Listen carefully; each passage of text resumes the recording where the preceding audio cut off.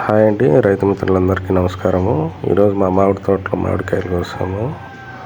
ఇప్పుడు మీరు చూస్తున్న మల్లిక మామిడికాయలు అంటే చాలా బాగున్నాయి. మంచి షైనింగ్, మంచి కలర్ ఉంది. రేట్లు అయితే సరిగా లేవండి. ప్రతి సంవత్సరం ఇలాగే ఉన్నాయి. పోయిన సంవత్సరం కూడా రేట్లు సరిగా లేక రైతులు చాలా ఇబ్బందులు పడినారు. ఏది ఎన్ని చేసినా తప్పదు, కాయలు కోసి మార్కెట్కి వేయాల్సి వస్తుంది. కాయలు ఈ విధంగా కోసి ఈ విధంగా క్రేట్లలోకి వేసుకొని వాటిని మనం ట్రాక్టర్కి లోడ్ చేస్తాము.